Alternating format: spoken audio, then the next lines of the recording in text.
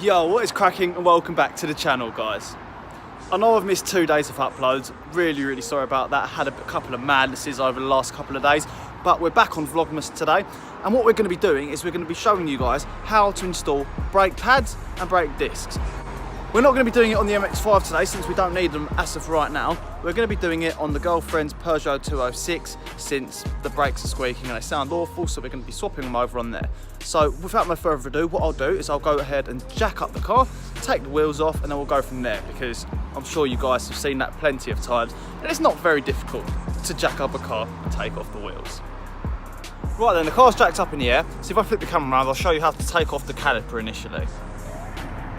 So if we have a look under here, we've got 2 bolts on the back, they're 13mm. There's one up there, or one down there. So we've got a 13mm on the socket. We're going to go ahead and loosen those, and what we'll do is we'll completely take those out. So I'll go ahead and loosen those and take those out.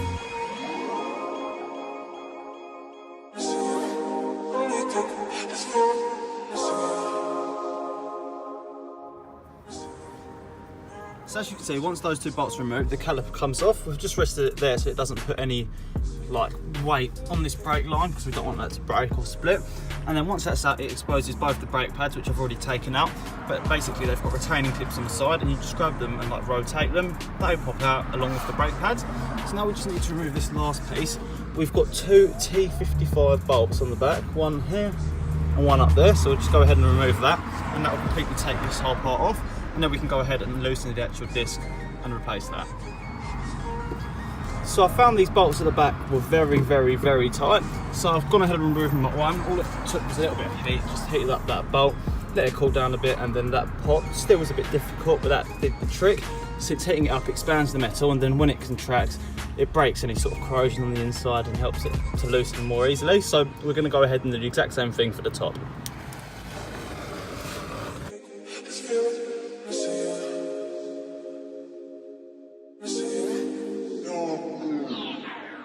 So now we've finally got this bit of the caliper off. The heat worked wonders. So now we're going to remove the disc. Now, I've never done this before, so I'm working it out as I go along, but it looks like it's just these 2. I've got a Phillips head here, and it looks like a T25 or something there. I'm not sure why they're different, but hey ho. I don't think you're going to have to remove this. I think that will just slot over that. Well, it will slot over that. So yeah, we're going to go ahead and remove these 2 now, and then the disc will just pull straight off.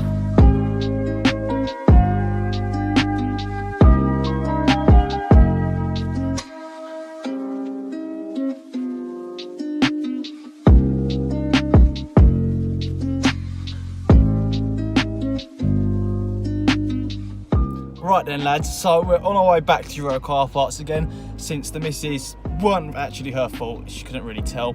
When you put in the number plate, it came up with 2 different sets of brake pads and brake discs, and she just picked one of them.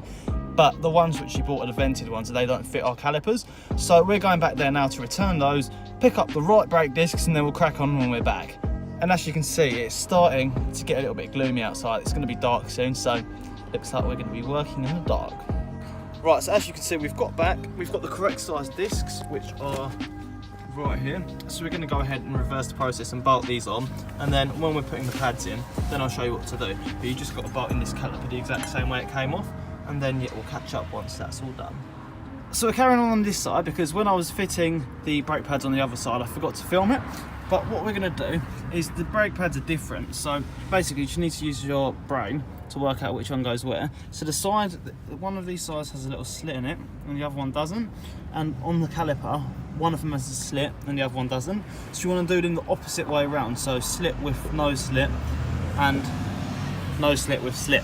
So basically what we're going to do is we're going to, can you hold this please? You don't need to hold your other camera because this one has a light. And then you basically just slot these in so the little D sort of side faces the outside of the pad, like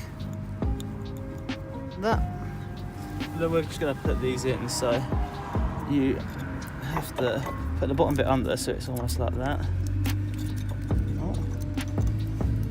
Just kind of twist it in place like that. There we go. Just give it a little bit of force to make sure it lines up, and then push those all the way in. And that's one, and then we'll do the exact same on the other side. So once you've done one, then there's only one left So just put the clips on and do it the exact same. So once both brake pads are in on the front and back, we're just using an old pad so we don't damage the piston. We're putting that in there and using a C-clamp to clamp this down and push this piston back until it's flush with here, and then that will be enough so it fits over the new brake pads.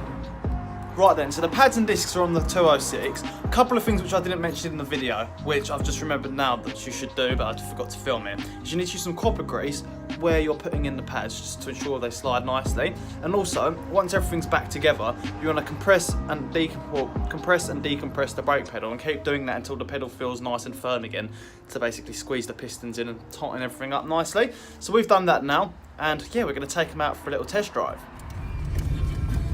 Right then, so now we're taking it out for a drive, and what we're going to do is we're going to accelerate up to speed, and then we're going to do some nice sudden brakes, like almost like emergency stops, just to bed in the brake pads nicely on the discs, and then the job is a good one. Right, so as you saw in the previous clip, we've done a couple of like bed-ins for the brake pads and the discs. They're working a lot better and they've stopped squeaking, which is the main thing. So yeah, that's perfect. We're gonna leave the video there because it's way too late now to crack on with the rears, so we'll do that in another video.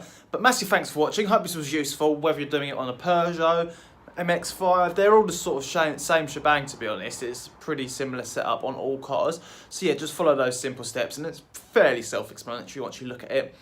Basically, you can see what you need to do. But yeah, massive thanks for watching. Don't forget to like, comment and subscribe, and I'll catch you boys in the next one.